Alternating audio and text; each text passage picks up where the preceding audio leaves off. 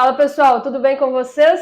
Seja bem-vindo, bem-vindo ao canal Raquel Álvares Finanças. Hoje vamos falar sobre bens de consumo e patrimônio. O que será que você tem? Vamos nessa?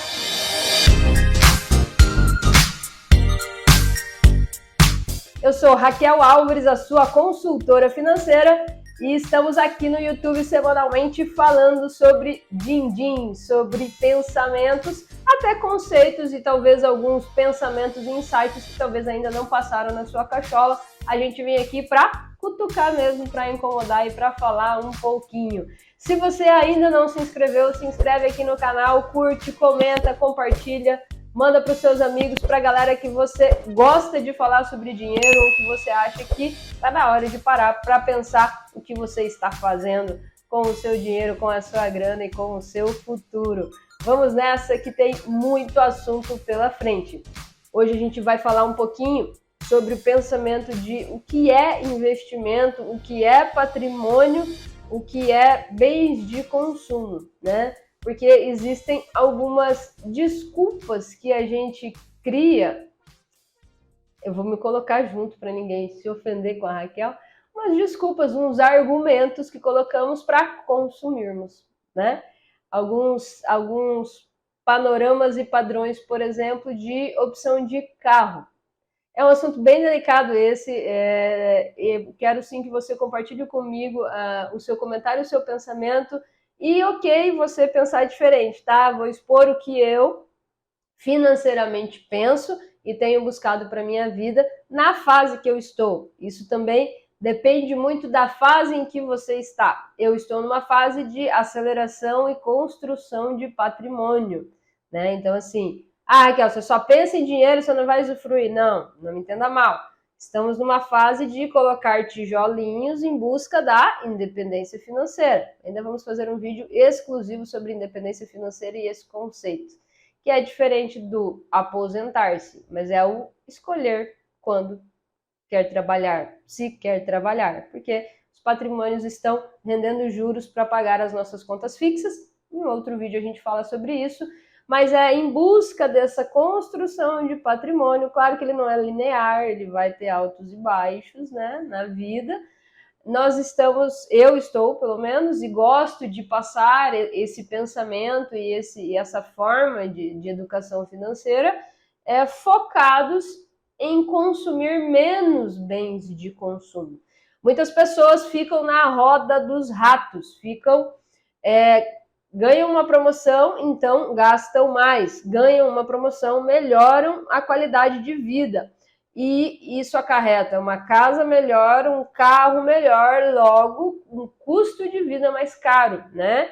As suas despesas fixas do mês na sua casa vão subindo, você melhora de casa, aumenta o metro quadrado, aumenta o consumo de água, aumenta o IPTU, você mora talvez numa vizinhança mais cara, mais elitizada, logo o mercado vai ser mais caro, a padaria vai ser mais cara, a farmácia vai ser mais cara, parece que não, mas se você mora numa cidade grande você vai perceber, bairros nobres e bairros mais simples, a diferença da precificação aí até pelo cliente do comércio local.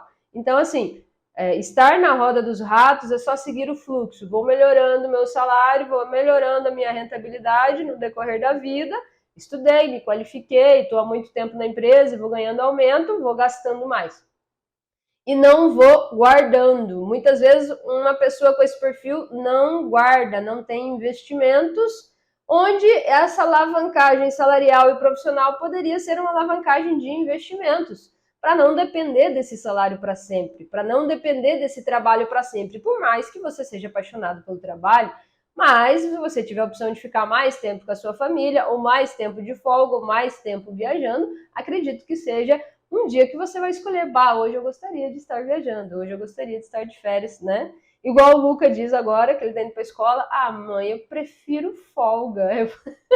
Eu também, filho, a gente precisa estudar para ter folga, a gente precisa trabalhar para ter folga, eu falei para ele. Quem não trabalha, quem não estuda, não tem a folga, né? Fica numa constante, num marasmo, num parado, numa estagnação. Então, precisamos buscar, estudar, mas em busca de uma folga, né?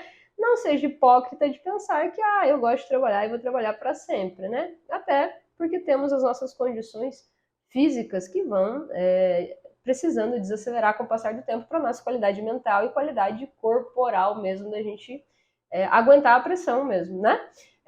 Então, voltando lá no bem de consumo, pensa você, se nos últimos aumentos salariais que você ou sua família tiveram, você não tivesse trocado de carro, você não tivesse gastado numa viagem luxuosa, você pode fazer uma viagem um pouquinho mais simples, e você manter aquele custo de vida. E entender que o carro, ele não é um investimento. Ah, mas se eu colocar mais 5 mil, eu vou melhorar de carro, ele vai ter painel digital, ele vai ter uma coisinha diferente. Tá, mas que retorno o carro te dá? Em exceção, nesse último ano, devido à pandemia, que os usados subiram de preço pela falta de peças, não existe essa regra de que o carro vai valorizar. O carro sempre vai depreciar. Então, quando você tiver uma escolha de um carro, ok, né? Trocar de carro, muitas vezes a mecânica está dando problema, é necessário, você está enjoado daquele carro. Eu tive uma situação que eu comecei pequenos acidentes muito sequentes com o carro. Aí falar, vou trocar essa zica, vou trocar esse carro. Claro que a culpa talvez está da motorista, mas enfim, você começa a sentir uma coisa ruim com o carro, você troca ele. Mas aí fazer escolhas inteligentes, não crie um protocolo social, não siga, de que toda vez que você troca de carro, você tem que melhorá-lo. Isso é uma cobrança da sociedade. Lá em 2010, vou errar o ano, 2013, eu troquei de carro, eu tinha um Corsinha hatch, era até da família, vendi, fiz a devolução da grana para a família e comprei um Golzinho. E aí um colega meu chegou e falou, pô, Kel, mas você quase regrediu? Eu falei, por quê? Porque, né, o Gol pro Corsa e tal, foi quase que eu pensei comigo mesmo, não é uma corrida de, agora eu pulei 3 casinhas, como se fosse um grande jogo de tabuleiro e o meu carro melhora a cada 3 anos. Se você cair nessa armadilha da sociedade, do consumismo, de sempre melhorando a casinha do seu carro, você vai viver talvez seus últimos 10, 12 anos aí profissionais investindo no carro, onde você poderia ter investido no seu futuro. Então, assim, claro, um carro de boa mecânica, um carro de boa procedência, pesquisar bem para não entrar numa furada, mas cuida para ele não ser um valor quase maior, 50% mais do que sua renda anual. Quanto você tira por ano? Então, coloca um percentual saudável. Existem muitas teorias de quantos por cento tem que ser o seu carro, né? Então, depende de quanto você ganha por ano. Tá, o meu carro vale 50% que eu ganho por ano. Então, tá pesada essa conta, né? Então, eu tô no movimento de regredir. E se eu encontrar esse colega, ele vai falar, nossa, a Raquel tá falindo. Tá vendendo um carro na casa dos 50, vai comprar um carro na casa dos 25, 30. Então, assim, a Raquel tá regredindo. Mas por quê? Porque meu pensamento tá lá para frente, né? Por quê? Porque um carro de 50, ele me dá mais custo de seguro, mais custo de PVA e mais custo de manutenção. Ele tá com uma manutenção cara, aonde se eu comprar um carro mais simples, mais enxuto, vai ter uma manutenção mais simplificada também, menos robusta. Claro, vou perder um pouquinho alguns pontos. Então, é essa análise que a gente está fazendo da viabilidade, né? Tem que ter qualidade, tem que ter segurança, tem que ter airbag, tem que ter freio ABS, essas coisinhas que a gente gosta de privar, mas eu não invisto tanto em tecnologia, não nessa fase que eu estou da vida de construção de patrimônio. Meus pais, na fase de vida deles, já é diferente, né? Nós, lá aos 50, 60 anos, consolidamos o nosso patrimônio, já temos renda passiva, vamos usufruir de um carro melhor, né? Em grandes centros, ainda existe o pensamento de vender o carro e alugar um carro, ou viver somente com carro de aplicativo, mas aí também tem toda uma logística, uma dependência do carro, são grandes pensamentos. Teve uma época que valia a pena você não comprar o carro, você alugar, porque você não tem manutenção, você não tem imposto, você aluga aquele carro. Nessa fase, faz alguns meses que eu não pesquisei mais, é um pouquinho caro por essa situação dos usados terem subido, enfim, né, a taxa de juros estarem altas. Mas é uma coisa de sempre deixar no seu horizonte, dependendo de onde você mora, se vale a pena. Aí você aluga um carro, ou por determinado tempo no ano, ou pelo ano inteiro, e qualquer mecânica que acontecer, você simplesmente troca o carro com o pessoal do aluguel, pega outro e não se incomoda, tá? Por quê? Sempre lembrar, carro é bem de consumo, carro não é investimento.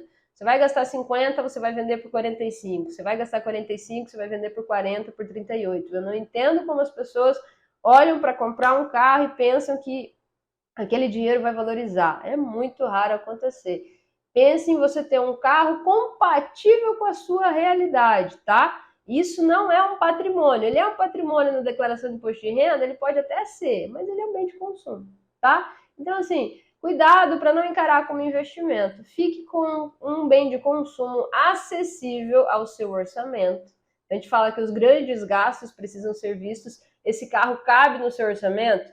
Quanto que ele te dá de custo ano? De manutenção, de imposto de seguro. Ah, não, eu não pago seguro com ele, mas será que vale a pena? Você tem um carro caro e você está desprotegido e aí você pode levar um susto bem maior. Então você precisa ter um carro que encaixe no seu orçamento e que você consiga assim pagar um seguro. Eu sou defensora do seguro, independente do estilo do seguro. Tem vários seguros possíveis por aí, mas que você esteja protegido, porque haja colchão financeiro para você bater no Camaro, para você bater numa Land Rover e ter que bancar o prejuízo. Não tem colchão financeiro que alcance essa perna. Então, um seguro no carro é preciso. Se você vai comprar um carro que você não alcança a perna para o seguro, para pagar o IPVA em dia, esse carro não cabe no seu bolso. Então, por isso, sempre pensar e pensar um percentual reduzido. 20% da renda, 15% da renda anual. Tenho uma renda anual de X mil reais, 20% vai ser meu carro, 15% vai ser meu carro. Avalie essa conta, vê se ela bate e se está compatível e entenda que você pode trocar de carro, mas não pesa a mão. Pesa a mão nos seus investimentos, pesa a mão no seu futuro. Garanta um custo fixo da sua casa, da sua família menor para você conseguir absorver os imprevistos e para você poder sair mais. Nada vale você ter um carro de luxo e não poder ir no restaurante que você quer e não poder fazer aquele passeio que você quer porque você está sem grana. Eu vendo carro, vivo com um carro menor, quando preciso ir mais longe vou de avião, né? Vou de Uber se for o caso, mas passeio, viajo e não economizo em seguro, não economizo em precaução. Show? Raquel fala demais, tagarela, pode mandar no comentário se você não concorda, se você concorda. Aproveita se você ainda não se inscreveu e se inscreve e vamos pensar que escolhas financeiras você está fazendo no seu dia a dia. Eu estou aqui toda semana para a gente conversar e encontrar insights possíveis de te ajudar nas tuas próximas escolhas. Economiza no carro e investe em você e no seu futuro. Até mais, pessoal. Até semana que vem.